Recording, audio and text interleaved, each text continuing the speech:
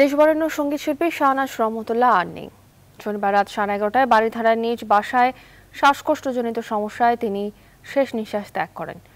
মৃত্যুর খবর শুনে তার বাসায় ছুটে আসেন স্বজন ও সঙ্গীতাঙ্গনের শুভাকাঙ্ক্ষীরা। শোকের ছায়া নেমে এসেছে গোটা সঙ্গীতাঙ্গনে। আরো জানাচ্ছেন হাবিবুল ইসলাম।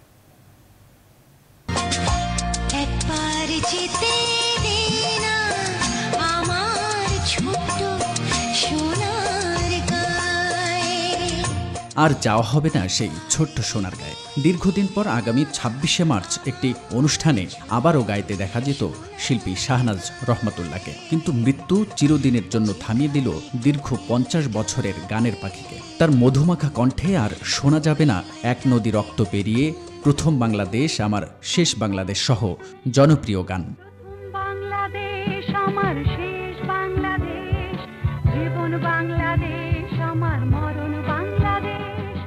যেন কোনো কিছু বুঝে ওঠার আগেই প্রিয়জনের চোখ ফাঁকি দিয়ে না ফেরার দেশে চলে গেলেন দেশবরেণ্য শিল্পী শাহনাজ রহমতুল্লাহ। বার্ধক্যজনিত সমস্যা থাকলেও মৃত্যুর আগ পর্যন্ত পরিবারের সবার সাথে স্বাভাবিকভাবে কথা বলেছেন তিনি। কিন্তু শনিবার রাত 11:30টায় পৃথিবীর মায়া ত্যাগ করে না ফেরার দেশে চলে গেলেন এই কিংবদন্তি শিল্পী। 67 বছর বয়সী এই শিল্পী বার্ধক্যজনিত জটিলতায় ভুগছিলেন। শোকাহত স্বামী মেজর অবসরপ্রাপ্ত এবি রহমতুল্লাহ জানান, রাত 11:30টার দিকে ঘুমোতে যাওয়ার সময় তার শ্বাসকষ্ট শুরু হলে কিছুক্ষণের মধ্যেই শেষ নিঃশ্বাস ত্যাগ করেন তার স্ত্রী। রোববার বাদ জোহর বারিধারা পার্ক মসজিদে শিল্পীর জানাজা অনুষ্ঠিত হবে বলে জানান তিনি। পরে বনানীর সামরিক কবরস্থানে তাকে দাফন করা হবে। আমি তখন ঘুমাইনি, আমি জেগেছিলাম।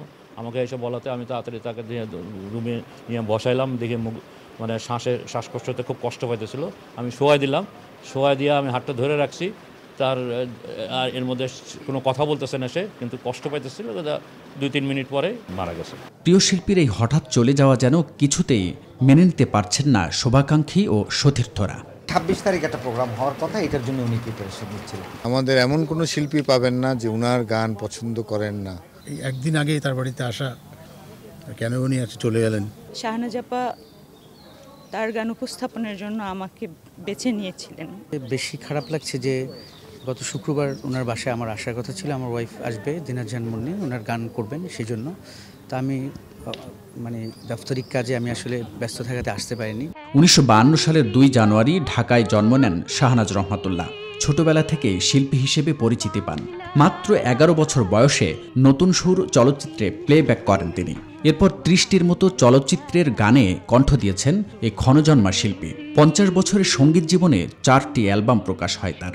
বাংলা ও উর্দু ভাষায় গান গেয়ে খ্যাতি লাভ করেন তিনি, যার স্বীকৃতিস্বরূপ পেয়েছেন 21 পদক, জাতীয় চলচ্চিত্র পুরস্কার সহ অসংখ্য সম্মাননা। মৃত্যুকালে তিনি স্বামী, এক ছেলে ও এক মেয়ে রেখে গেছেন।